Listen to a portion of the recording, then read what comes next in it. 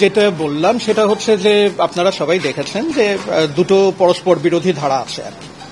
বিশ্ববিদ্যালয়ের সকল শিক্ষক কর্মচারী কর্মকর্তা আপনারা দেখতেই পেয়েছেন, তারা মোটামুটি একজোট যে তারা প্রাতিষ্ঠানিক সুবিধার আদলে হলেও তাদের সন্তানদের জন্য একটা সুবিধা চান। এটা একদম পরিষ্কার তারা চান।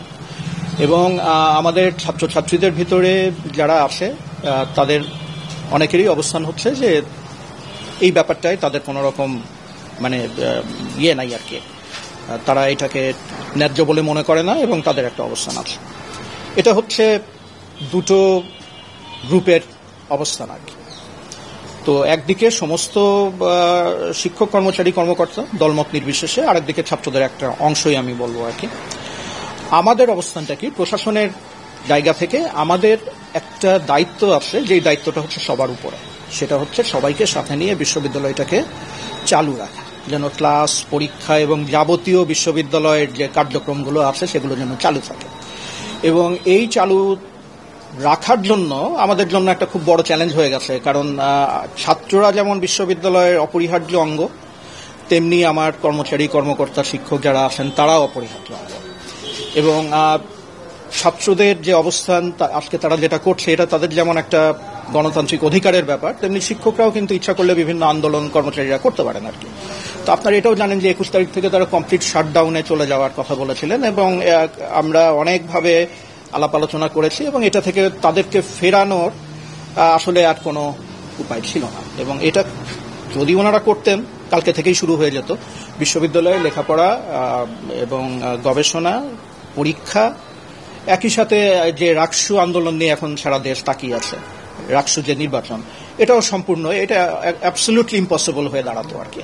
তো এই পরিস্থিতিতে ভর্তি উপকমিটি, তারপরে হচ্ছে যে ভর্তি কমিটি, প্রাতিষ্ঠানিক সুবিধা নিয়ে যে কমিটিগুলো কাজ করছিল, তারা একটা ওয়ে আউট বের করার চেষ্টা করেছেন আর কি, বিভিন্ন শর্ত টর্ত দিয়ে। তো দেখতেই পাচ্ছেন যে তারপরেও অনেক কথা আসছে আর কি।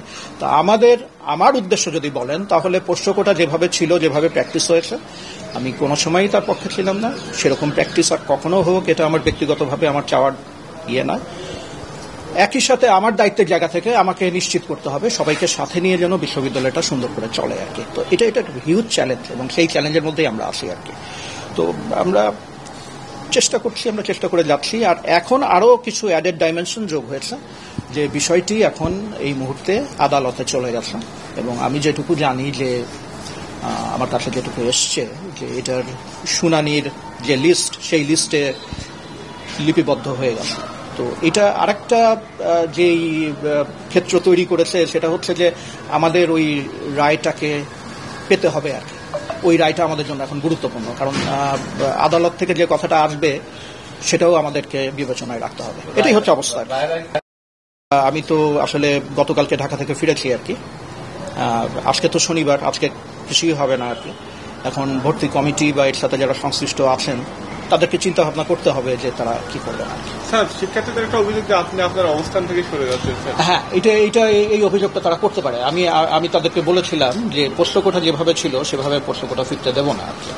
তো আমি কিন্তু এখনো ওই আগের ফর্মে পোষ্যকোটার যে প্র্যাকটিস এবং যেভাবে পোষ্যকোটার নিয়ে যে সমস্ত ঘটনা ঘটেছে, সেরকম কোনো ঘটনা ঘটলে